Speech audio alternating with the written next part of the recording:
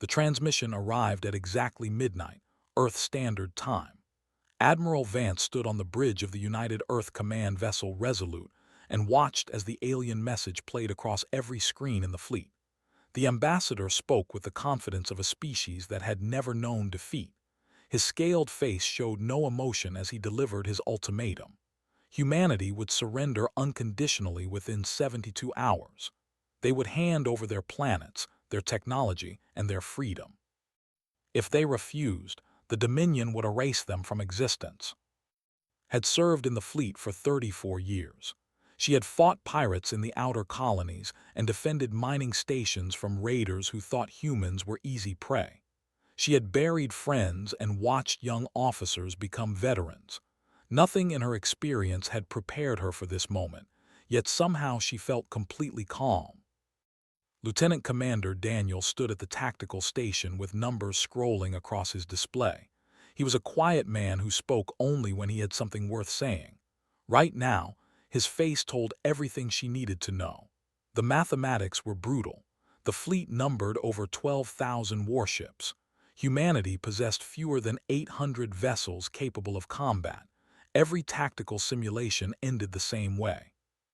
The Galactic Assembly had already written humanity's obituary. 37 species had fallen to the over the past 3 centuries. Some had surrendered and become slave populations. Others had fought and been exterminated. The Assembly viewed this as the natural order of things. The strong consumed the weak. Humanity was simply next on the list. Curator arrived aboard the Resolute 2 hours after the ultimatum. The diplomat had facilitated the surrender of 6 civilizations during his career. He moved through the ship's corridors with the careful steps of someone visiting a funeral. His large black eyes carried what might have been sympathy, though suspected it was simply professional detachment. They met in the Admiral's conference room, placed a tablet on the table between them.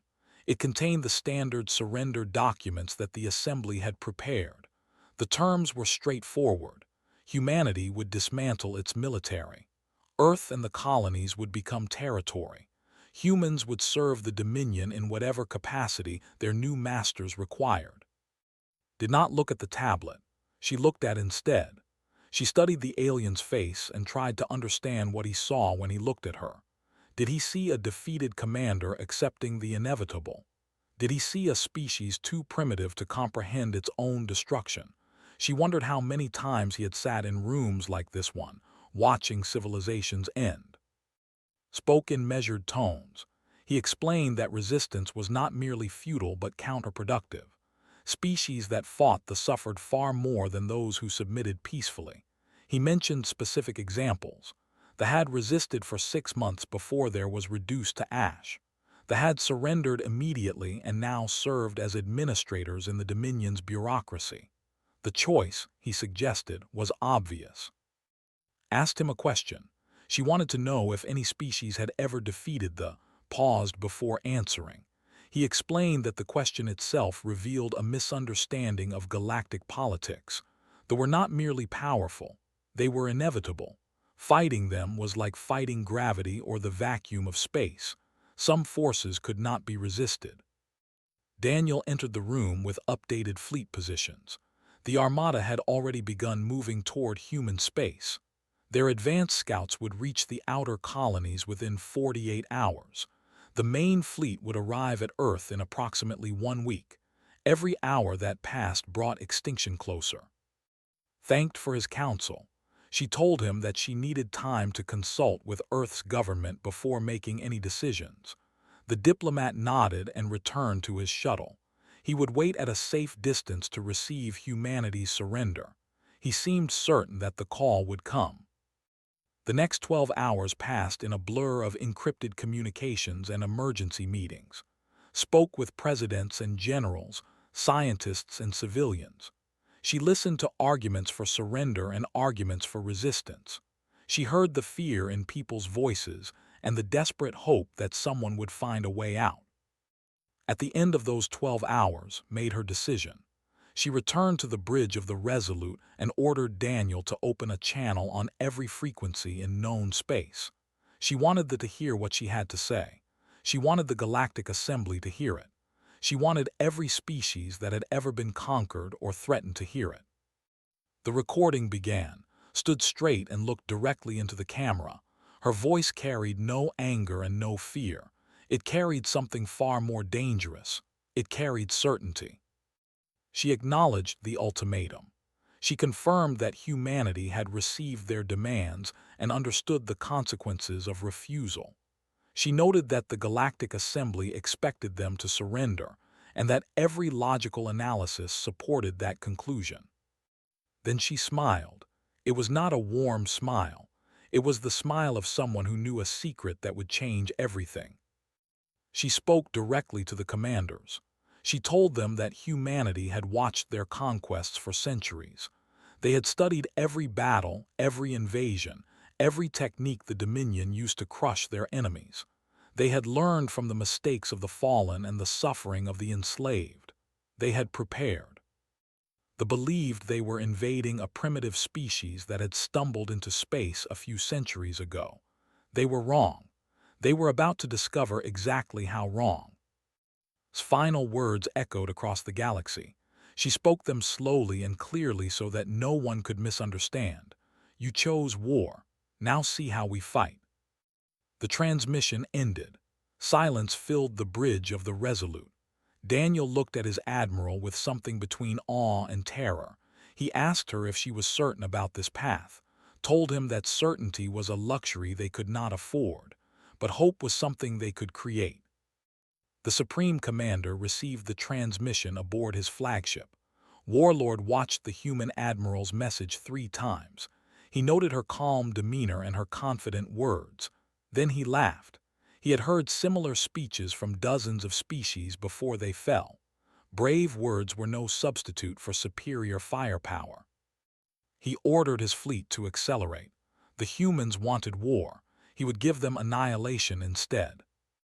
Curator watched the transmission from his shuttle. Unlike, he did not laugh. Something in the human admiral's eyes troubled him. He had witnessed many species face extinction. Some had raged against their fate. Others had begged for mercy. None had ever looked quite like Vance. None had ever seemed so completely unafraid. For the first time in his long career, wondered if he might be witnessing something other than another conquest. For the first time, he considered the possibility that they had finally made a mistake. The countdown to war had begun. Deep within the asteroid belt, Commander Lisa received the activation code she had waited 20 years to hear. She sat in a control room carved into the heart of a rock that official records listed as a mining facility. The room contained equipment that no mining operation would ever need. Screens lined every wall, showing feeds from thousands of hidden installations scattered across the solar system.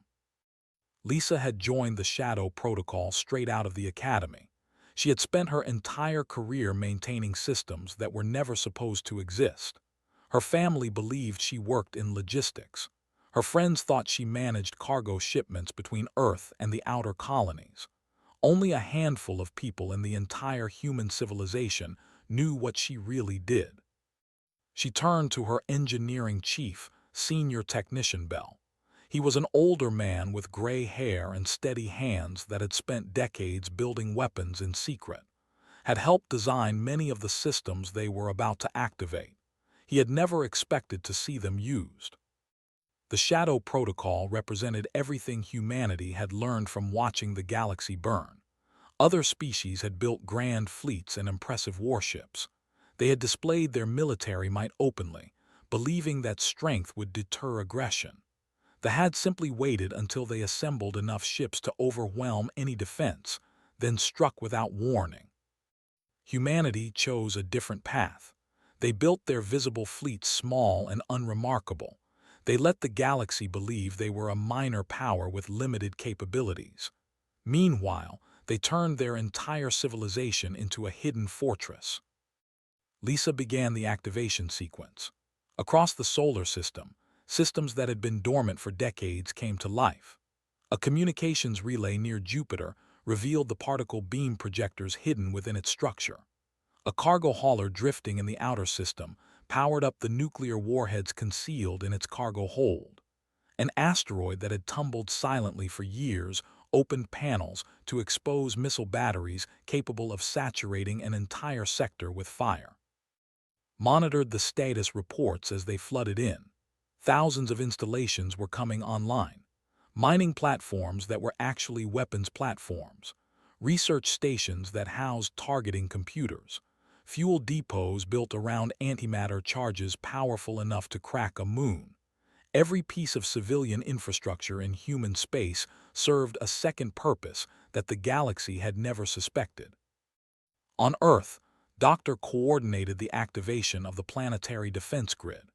She worked from a bunker beneath what the public knew as a university research facility. Her team had spent years developing shield technology that could protect entire cities. They had built generators into the foundations of buildings and buried projectors beneath parks and parking lots. Watched as her screens lit up with green indicators. Cities that appeared completely undefended were revealing their true nature. Tokyo activated shield generators hidden beneath its streets. New York powered up point defense systems disguised as communication towers. London brought online a network of underground bunkers capable of sheltering millions. The population did not panic. They moved calmly toward designated shelter areas, following routes they had memorized through years of drills. Parents collected children from schools that had practiced this exact scenario dozens of times.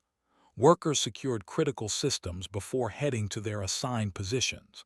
Every citizen knew their role because every citizen had been preparing for this moment their entire lives. Lisa opened a channel to Admiral Vance aboard the Resolute. She reported that the Shadow Protocol was fully active.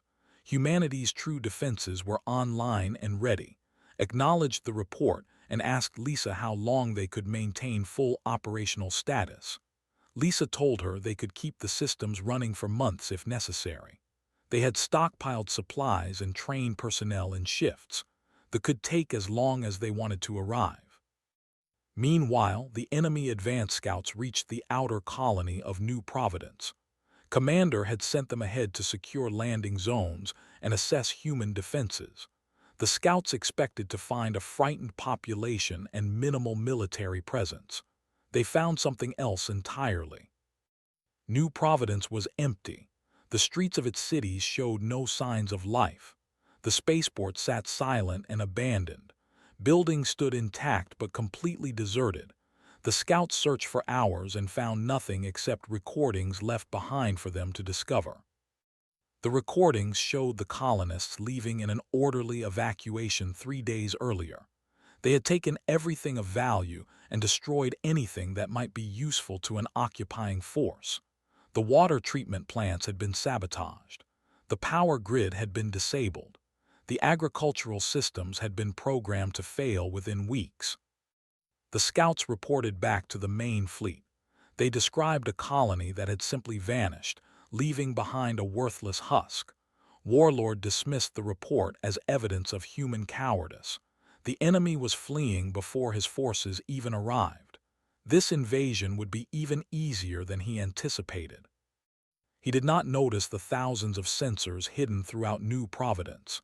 He did not detect the automated systems that were tracking every ship in his fleet and calculating optimal firing solutions. He did not understand that the empty colony was not a retreat. It was a trap. Lisa watched the scouts from her hidden command post. She tracked their movements and fed the data into targeting computers spread across the solar system. Every enemy ship was now marked. Every patrol pattern was recorded. When the time came to strike, humanity would know exactly where to aim.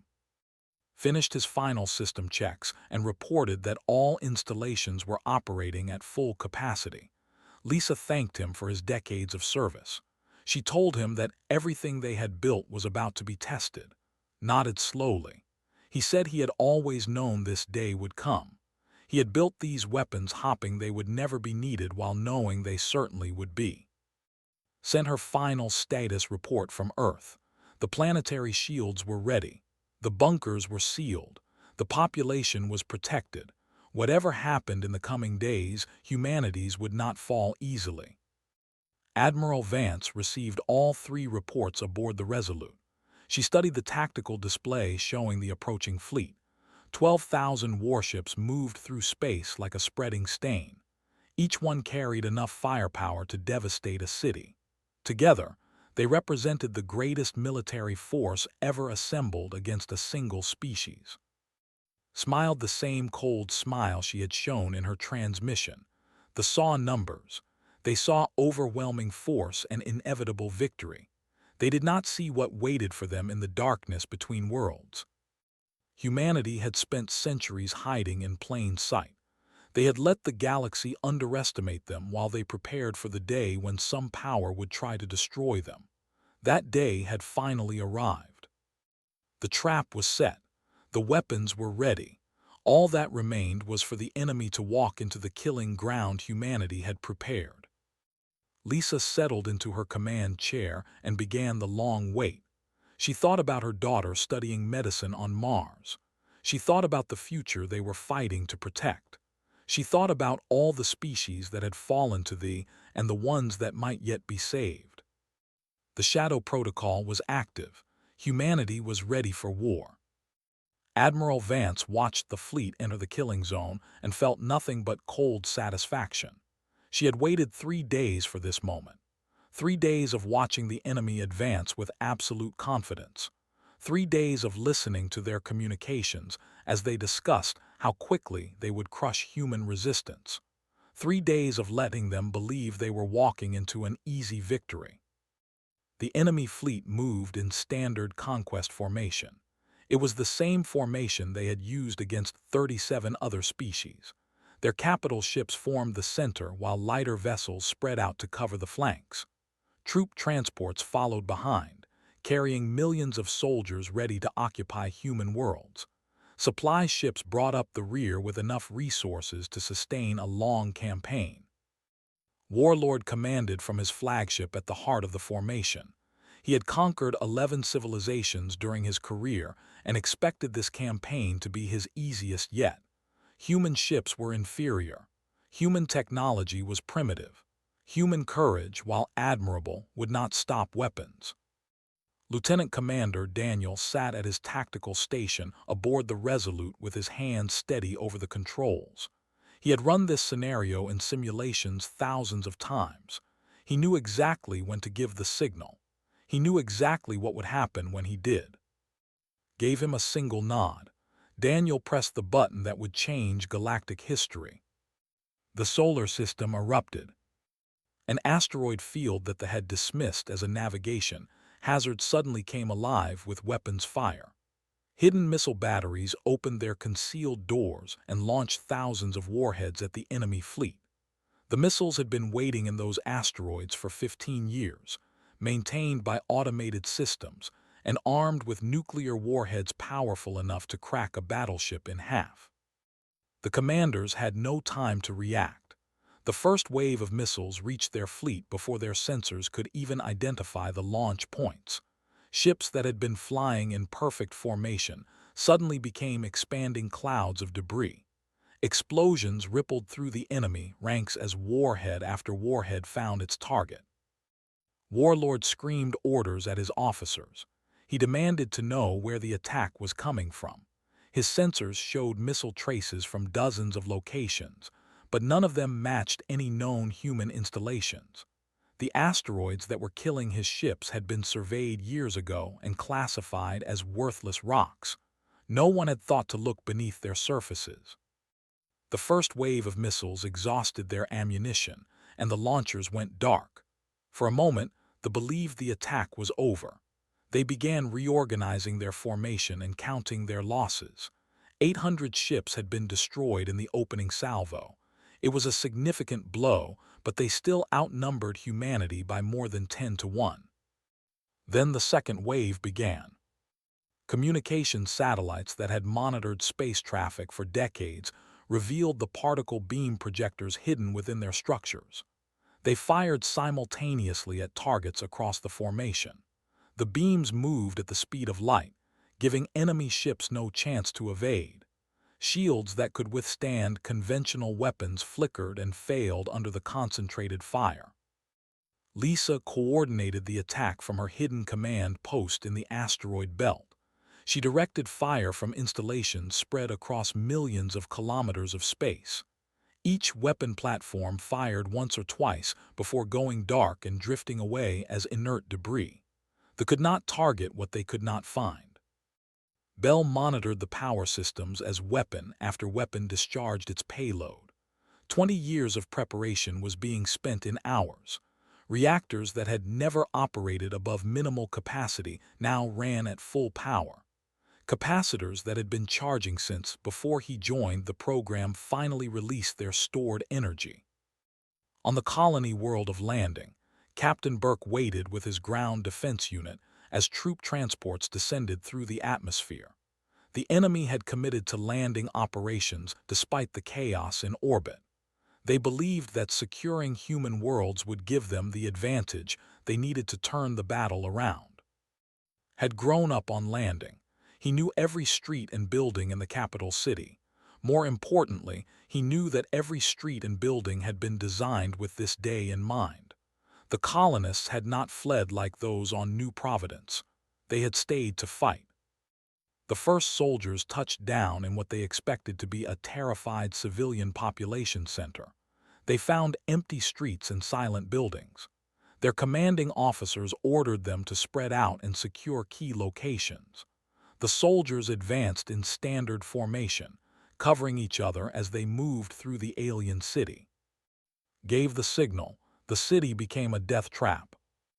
Explosive charges buried beneath the streets detonated in sequence, collapsing roads and trapping units in isolated pockets.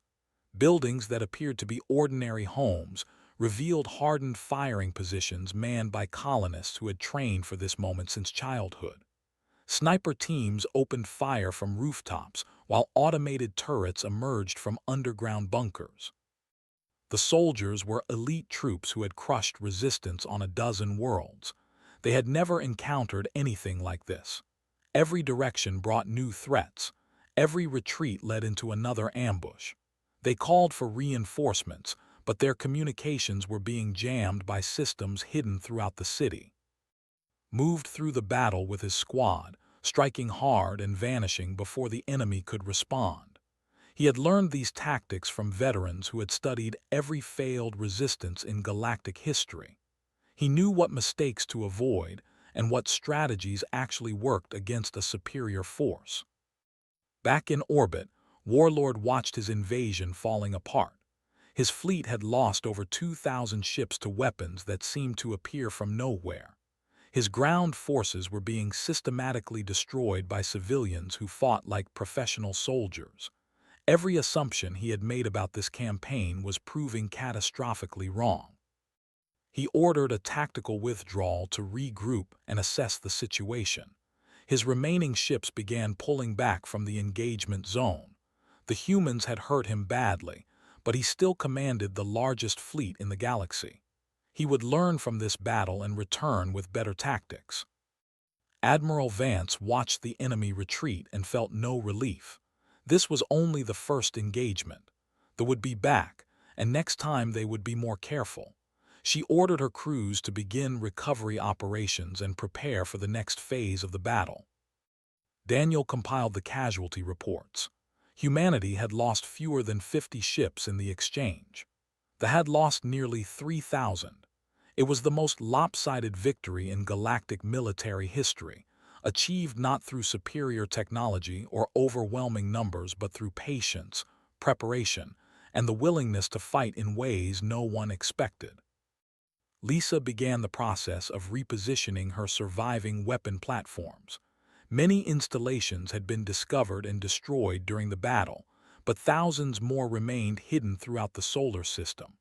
The Shadow Protocol still had plenty of surprises left. Vance recorded a brief message for the fleet. She acknowledged their victory but reminded them that the war was far from over. They would return with everything they had. Humanity needed to be ready. Burke surveyed the ruins of the battle on Landing. Bodies littered the streets alongside the colonists who had fallen defending their homes. It was a terrible price, but they had held. The enemy had been driven back. The first battle was won. The war continued. Warlord stood before his command staff and demanded explanations. His fleet had been humiliated by a species his intelligence officers had classified as barely capable of interstellar travel. 3,000 ships lost to hidden weapons that should not have existed. Ground forces decimated by civilians who fought with the skill of trained assassins. Everything his strategists had told him about humanity was wrong. His officers offered excuses and theories. The humans had somehow acquired advanced technology from another civilization. They had been secretly building weapons for centuries while pretending to be weak. They had received help from enemies within the Dominion itself. None of these explanations satisfied because none of them changed the basic truth of his situation. He had underestimated his enemy. It was a mistake he would not make again. Reorganized his fleet for a direct assault on Earth itself. He abandoned the gradual advance that had worked against other species. The humans clearly expected him to methodically conquer their colonies one by one. Instead, he would bypass their outer defenses entirely and strike at the heart of their civilization. Once Earth fell, the rest of humanity would collapse. Admiral Vance watched the enemy fleet change course and understood immediately what intended. She convened her senior staff aboard the Resolute and laid out the situation. They were coming for Earth with everything they had left. Nearly 9,000 warships were moving toward the human at maximum speed. Daniel presented the tactical analysis. Even with the losses they had inflicted, the enemy still possessed overwhelming numerical superiority. The hidden weapons in the outer system could not be repositioned quickly enough to intercept a direct assault on Earth. Humanity would have to face the fleet with the defenses they had around there. Made a decision that surprised her officers. She ordered the visible fleet to pull back toward Earth, creating the appearance of a desperate last stand. She wanted to believe that humanity was finally breaking under the pressure. She wanted him confident and aggressive when he entered the final killing zone. Lisa received the withdrawal orders at her command post in the asteroid belt. She understood the strategy, even if she did not like leaving the outer system undefended. The enemy would have free passage through space that humanity had spent decades fortifying. Every weapon platform they passed was another asset that could not participate in the defense of Earth. She thought about her daughter on Mars. The colony there had its own defenses, but nothing that could withstand a determined assault from the main fleet. If Earth fell, Mars would follow. If Mars fell, every human world would eventually be conquered. Bell joined her at the observation window. They watched the distant stars in silence for a long moment.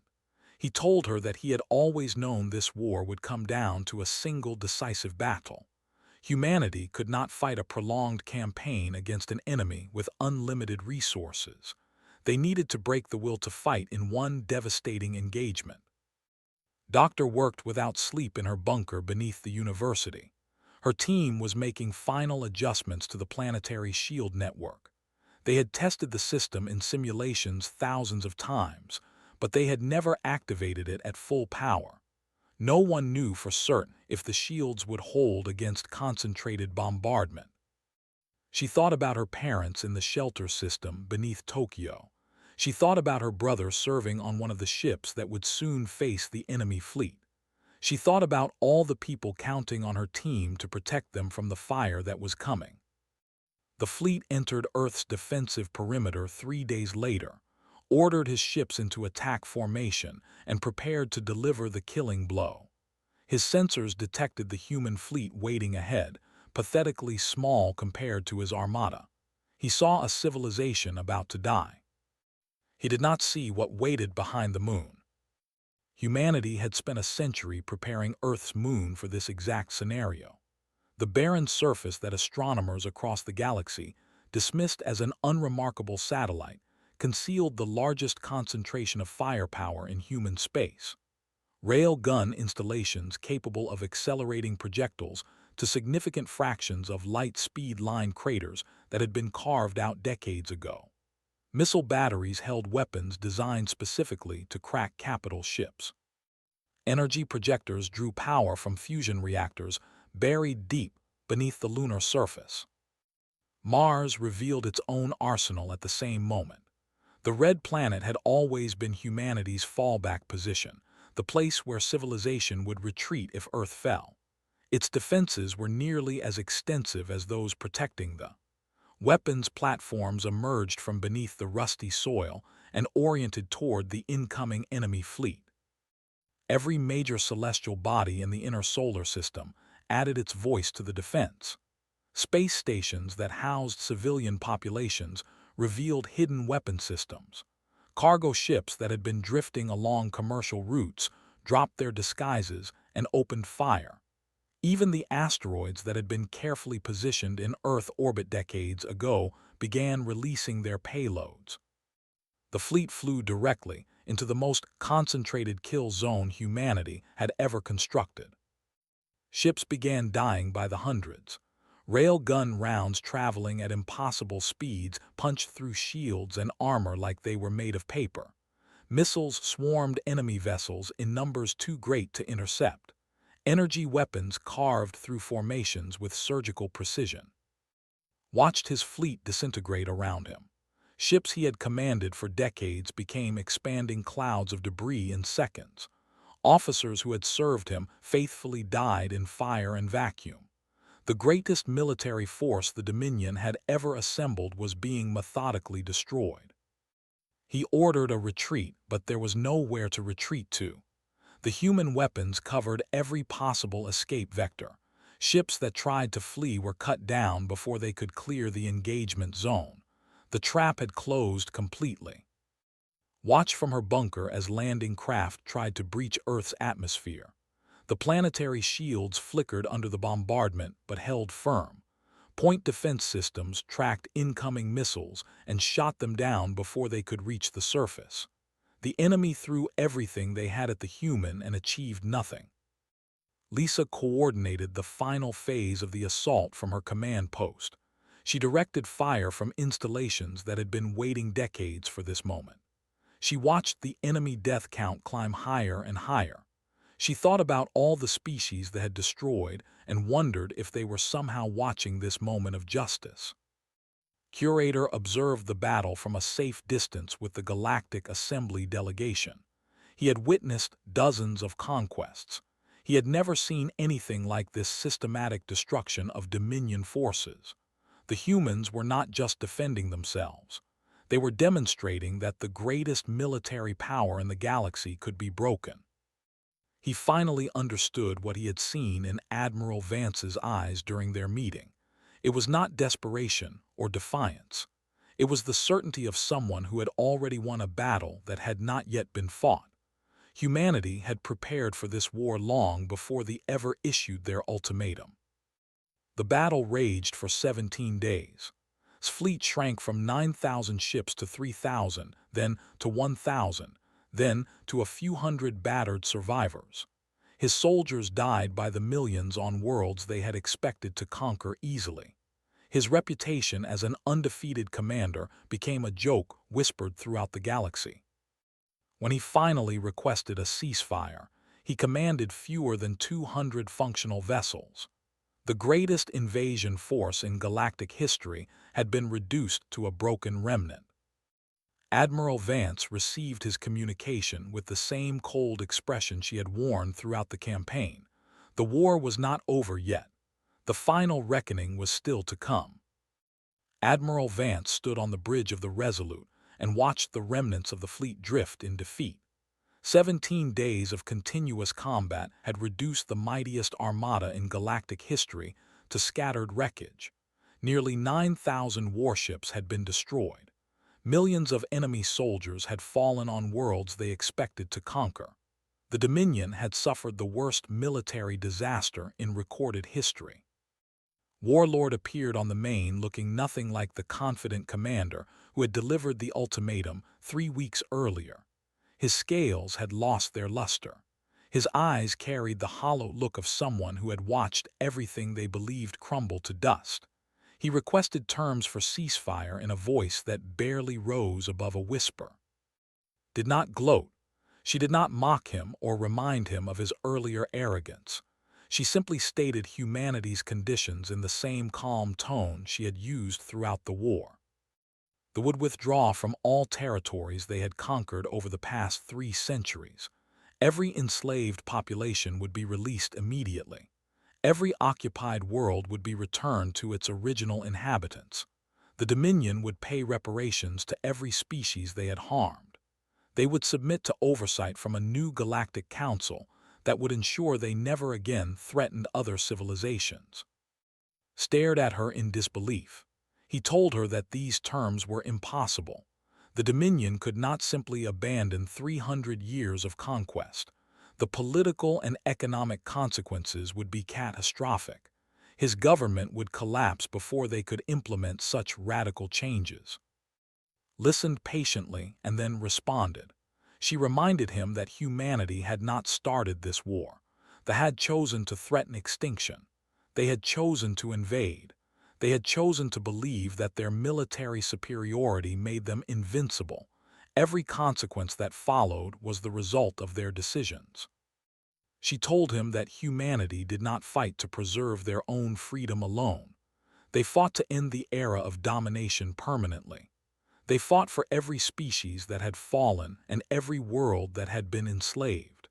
They fought because someone had to stand against the darkness, and no one else had been able to do so. The communication ended. Had 24 hours to accept the terms or face the complete destruction of his remaining forces. Lieutenant Commander Daniel approached the Admiral after the transmission closed. He asked her what she thought would do, told him it did not matter. They had already lost. Whether they accepted the terms or fought to the last ship, their empire was finished. The galaxy had seen them broken. No one would ever fear them again. Accepted the terms 18 hours later. The Dominion began withdrawing from conquered territories within the week. Species that had lived under occupation for generations watched in stunned disbelief as their oppressors departed. Freedom that had seemed impossible only a month ago suddenly became reality. Curator requested a formal meeting with Admiral Vance aboard the Resolute. The diplomat who had arrived expecting to facilitate humanity's surrender now came to propose an alliance. The Galactic Assembly wanted to establish new relationships with Earth and ensure that nothing like the Dominion could ever rise again. Received him in the same conference room where they had first met. She noted that he looked at her differently now. The professional detachment was gone, replaced by something that might have been respect or possibly fear. Told her that the assembly had many questions. They wanted to understand how humanity had prepared such extensive defenses without anyone noticing. They wanted to know how long humans had been planning for this war. They wanted to learn the strategies that had allowed a seemingly minor power to defeat the greatest military force in the galaxy. Told him that humanity would share everything. Their weapons technology, their tactical doctrines, their methods for turning civilian infrastructure into defensive networks. They would teach any species that wanted to learn how to protect themselves from future aggressors. Humanity had no interest in building an empire. They wanted to build a galaxy where no species would ever face the choice between slavery and extinction. In the weeks that followed, humanity began the slow process of recovery and reconstruction. Burke returned to landing to help rebuild the cities that had been devastated during the ground fighting. He worked alongside colonists who had fought beside him and mourned those who had not survived. The scars of battle would take years to heal, but the colony endured. Lisa finally left her command post in the asteroid belt and traveled to Mars to visit her daughter. They embraced in the spaceport with tears streaming down both their faces. Lisa had spent 20 years preparing for a war she hoped would never come. Now that it was over, she needed to remember what peace felt like. Bell retired from active service and began writing a detailed history of the Shadow Protocol. He wanted future generations to understand the sacrifices that had been made and the foresight that had saved humanity from destruction. The weapons he had built would eventually be dismantled, but the lessons they represented would endure forever. Doctor received recognition from every major scientific institution on Earth for her work on the planetary defense grid. She deflected the praise to her team and immediately began working on improved systems that could be shared with other species. The technology that had protected Earth could protect countless other worlds. Admiral Vance recorded one final transmission to be broadcast across human space. She stood on the bridge of the Resolute with her crew gathered around her. The same crew that had followed her into a war against impossible odds and emerged victorious. She spoke of the cost they had paid: ships destroyed and lives lost, cities damaged and families torn apart. The price of freedom was always measured in sacrifice, and humanity had paid dearly for their survival. But she also spoke of what they had achieved: not just their own liberation, but the liberation of dozens of species that had suffered under rule. Not just their own future, but a future where the galaxy could be built on cooperation rather than conquest. She spoke of the message that their victory sent to every power that might someday threaten peaceful civilizations. Humanity was not a species to be trifled with. They did not seek war, but they would not shy from it when the cause was just. They would stand against tyranny wherever it arose. Her final words were simple and direct. They asked us to surrender our future. We chose to fight for everyone's future instead. That is how humanity wages war. The transmission ended, stepped back from the camera and looked at her crew. Daniel nodded slowly. Lisa smiled from the screen where she watched from Mars, raised a glass in the mess hall on landing, wiped tears from her eyes in her laboratory. Across human space, people gathered to listen.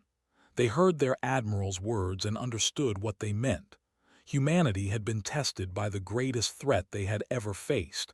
They had not only survived, they had changed the galaxy forever. The war was over. The future had been won, and humanity stood ready to face whatever challenges lay ahead, knowing that they would face them together.